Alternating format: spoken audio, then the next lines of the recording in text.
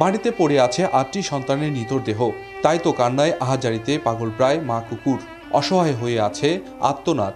কারণ ঈশ্বরদী উপজেলা পল্লী উন্নয়ন ও সমবায় বিভাগের ক্ষুদ্র কৃষি উন্নয়ন ফাউন্ডেশনের কর্মকর্তা হাসানুর রহমান নয়ন ও তার স্ত্রী জীবন্ত ৮টি প্রাণ বস্তায় বেঁধে হত্যার উদ্দেশ্যে ফেলে দেয় পুকুরে।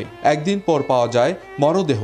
এটা শুধু হত্যা নয়, নির্ঘাত গণহত্যা। এ চিত্র পাবনার ঈশ্বরদী উপজেলা নির্বাহী কর্মকর্তার বাসভবনের সামনে।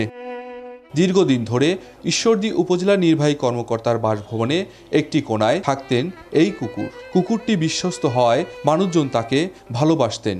নাম দিয়েছিল টম। গত এক সপ্তাহ খানিক আগে টমের ৮টি বাচ্চা প্রসব করেন। ভালোই চলছিল তাদের ফুটফুটে বাচ্চাদের নিয়ে পথ চলা, কিন্তু হঠাৎ করেই কালো রাতের সাক্ষী হতে হলো মা কুকুরকে। হঠাৎই রবিবার সকাল থেকে পাগল প্রায় অবস্থায় কান্না আর ছুটাছুটি করতে দেখা যায় মা কুকুরকে। পরে খোঁজ নিয়ে জানা যায় তার বাচ্চাদের না পাওয়ায় এমন হতাশার মধ্যেই ছুটাছুটি করছেন।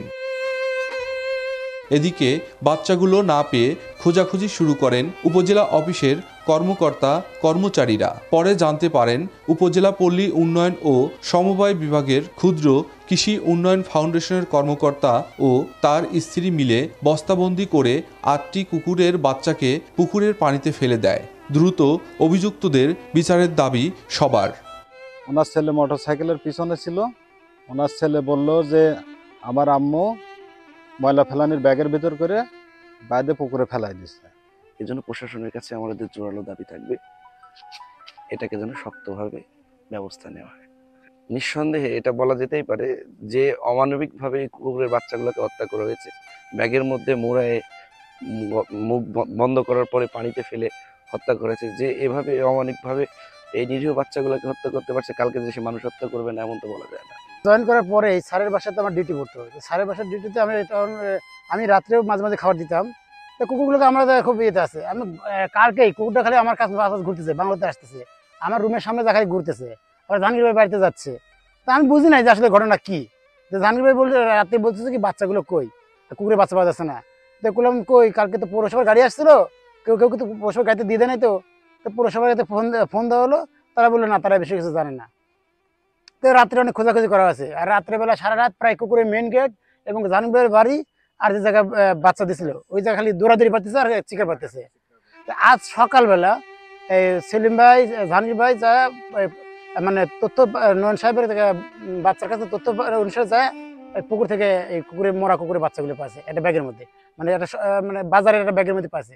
পাওয়ার পরে এই যে আমাদের এসিলেন্ট স্যারকে, আমাদের পিআইও স্যার, আরও মানে খাদ্য অধিদপ্তরের স্যার, ইউনো স্যার সবাইকে দেখাচ্ছে।